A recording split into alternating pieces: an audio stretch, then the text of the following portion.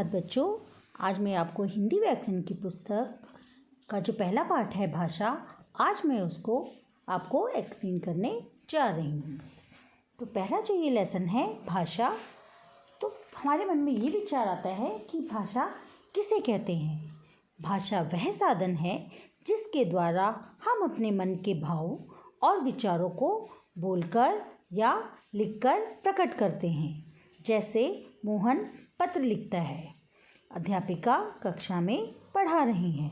देखिए, पत्र लिखना, हम अपने मन के भाव, जो भी हमारे मन में कोई भी अगर बात है, अगर हम उसको बोलकर या फिर लिखकर किसी के सामने प्रकट नहीं करेंगे तो क्या होगा, विचारों का आदान प्रदान नहीं होगा। इसका मतलब है कि आप मेरी बात को या कोई भी जो कह रहा है आप उसकी बात को समझ नहीं पाएंगे। भाषा के बारे में जानने के बाद अब आप पूछेंगे कि भाषा कितने प्रकार की होती है। तो भाषा दो प्रकार की होती है, एक होती है लिखित भाषा और दूसरी होती है मौखिक भाषा। तो अब हम बात करेंगे कि लिखित भाषा किसे कहते हैं या लिखित भाषा से आप क्या समझते हैं। तो भाषा का वह रूप जो लिखकर व्यक्त किया जाता है और पढ़कर समझा जाता है, लिखित भाषा कहलाती है। जैसे मीना पत्र लिख रही है, इसका मतलब हो कि जो वो लिख रही है, लिखकर अपनी बात को व्यक्त कर रही है। जिससे जो लिखा हुआ है वो पत्र किसी के पास जाएगा और वो उसको पढ़कर उसकी बात को समझ लेगा कि वो उसने पत्र में क्या लिखा है। बच्चे कॉपी में गृह कार्य कर रहे हैं, बच्चों की कॉपी है, वो अपनी कॉपी में लिख रहे हैं, तो ये क्या है, भाषा का लिखित रूप कहलाता है। अब आता है भाषा का मौखिक रूप। मौखिक भाषा किसे कहते हैं। तो भाषा का वह रूप जो बोलकर व्यक्त किया जाता है और सुनकर समझा जाता है, उसे मौखिक भाषा कहते हैं। जैसे नेताजी भाषण दे रहे हैं, मतलब नेताजी बोलकर भाषण देकर अपनी बात को दूसरों के सामने व्यक्त कर रहे हैं। पिताजी मामा से फ़ोन पर बातें कर रहे हैं, तो फ़ोन पे बात कर रहे हैं तो बोलकर बातें कर रहे हैं और मामा जी वहाँ से उनको सुन रहे हैं कि क्या बात कर रहे हैं। अब हम जानेंगे कि व्याकरण किसे कहते हैं। तो व्याकरण वह शास्त्र है या फिर कह सकते हैं वह ज्ञान है जो हमें भाषा को शुद्ध रूप में पढ़ने, लिखने व बोलने की विधि सिखाता है। व्याकरण का मतलब हमारा है ग्रामर से, और ग्रामर में हम देखते हैं कि लैंग्वेज या भाषा को किस तरह से लिखा जाता है या फिर बोला जाता है। जैसे मेरे को बाज़ार जाना है, वैसे तो ये एक वाक्य है, दिख रहा है आपको कि आप ऐसे बोल सकते हैं मेरे को बाज़ार जाना है, लेकिन अगर देखा जाए तो शुद्ध रूप में इसे वाक्य नहीं कह सकते। तो शुद्ध रूप में कैसे बोलेंगे, मुझे बाज़ार जाना है। तो व्याकरण में हम यही सीखते हैं कि शब्दों को या फिर वाक्यों को, सेंटेंस को किस तरह से लिखा या पढ़ा जाता है। इसके बाद आता है मातृभाषा। मातृभाषा से आप क्या समझते हैं।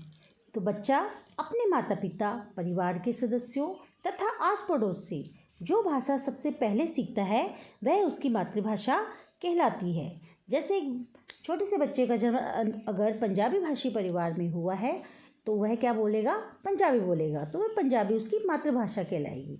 इसी प्रकार जैसे कोई बच्चा पहाड़ में पैदा हुआ है, पहाड़ी क्षेत्रों में हुआ है हमारे, तो वह उसकी भाषा कैसी होगी, वो अपने घर परिवार से कौन सी भाषा सीखा, पहाड़ी भाषा को सीख जाएगा, तो ये कहलाती है उसकी मातृभाषा। नेक्स्ट है आपका लिपि किसे कहते हैं। तो किसी भी भाषा को लिखने के लिए जिन ध्वनि चिन्हों का प्रयोग किया जाता है वह लिपि कहलाती है।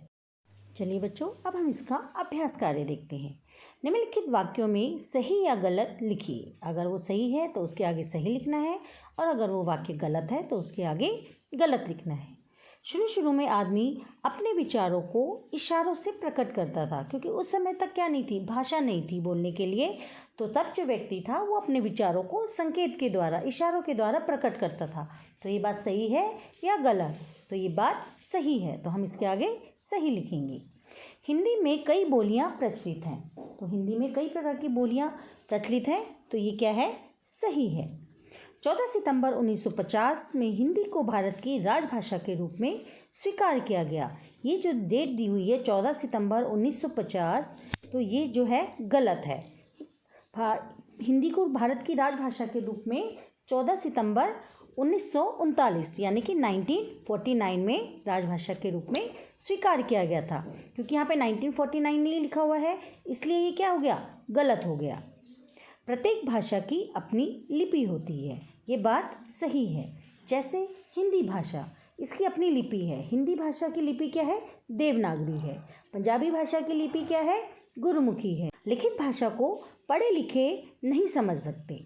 जब लिखा हुआ है, पढ़े लिखे क्या होते हैं? पढ़े लिखे को लिखना भी आता है और पढ़ना भी आता है। तो लिखित भाषा को तो कोई पढ़ा लिखा व्यक्ति आसानी से समझ सकता है, लेकिन ये यहाँ पे कह रहे हैं कि लिखित भाषा को पढ़े लिखे नहीं समझते। तो ये क्या है? गलत। इसके बाद आता है इन्हें क्या कहते हैं? मन के विचार को मुंह से बोलकर प्रकट करना। जब हम मुंह से कोई चीज़ बोलकर अपने विचारों को रखते हैं तो वह क्या कहलाता है? मौखिक भाषा। स्थानीय विशेषताओं के अनुरूप बोलना, तो वो कौन क्या कहलाता है? बोली। जहाँ पे व्यक्ति रहता है वहाँ जो भाषा बोली जाती है उसको हम बोली कहते हैं। देश का कामकाज चलाने के लिए प्रयोग की जाने वाली भाषा, तो देश की जो कामकाज चलाने वाली भाषा को क्या बोलते हैं? राजभाषा। मतलब राजभाषा हम किसे कह सकते हैं? वह भाषा जो देश के कार्यालयों व राजकीय कार्यालयों में प्रयोग की जाती है उसको राजभाषा कहते हैं।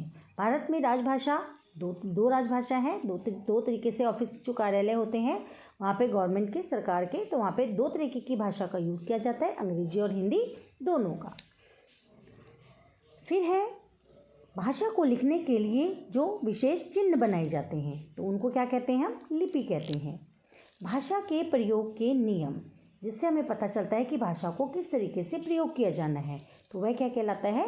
उसका ज्ञान हमें व्याकरण से होता है, तो उसे व्याकरण कहते हैं। रेडियो की भाषा होती है, क्योंकि आपने देखा होगा रेडियो में क्या करता है, हम उसको देख तो सकते नहीं है, केवल हम उसको सुन सकते हैं जो भी उसमें आता है। तो जो हम सुनकर समझते हैं वो वाली भाषा क्या कहलाती है? मौखिक भाषा। हिंदी दिवस कब मनाया जाता है? तो हिंदी दिवस कब मनाया जाता है? 14 सितंबर को पूरे भारत में मनाया जाता है। इसके बाद एक्सरसाइज है आपकी, निम्नलिखित भाषाओं की लिपि लिखिए। यहाँ पर भाषा लिखी है, एक तरफ इसकी लिपि बतानी है। तो पहला है आपका हिंदी भाषा। हिंदी भाषा की जो लिपि है वो देवनागरी। पंजाबी की लिपि है गुरुमुखी। फिर है आपका अंग्रेजी की जो लिपि है वो है रोमन। उर्दू भाषा की जो लिपि है उसको कहते हैं फारसी। संस्कृत जो भाषा है उसकी लिपि कहलाती है देवनागरी। और जर्मन की भाषा है रोमन। और है मराठी की भाषा है देवनागरी। नेक्स्ट देखिए एक्सरसाइज में घ पाठ, निम्न के विषय में लिखे। भाषा के दो रूप कौन कौन से बताए थे? लिखित और मौखिक।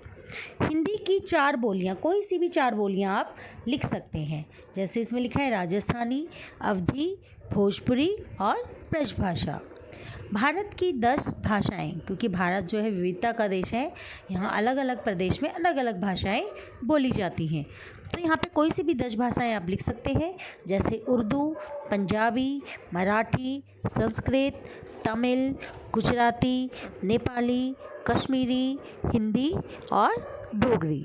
तो ये भाषाएं हैं, भारत में कोई सी भी 10 भाषाएं आप लिख सकते हैं। आशा करती हूँ कि आपको ये लेसन अच्छे से समझ आ गया होगा।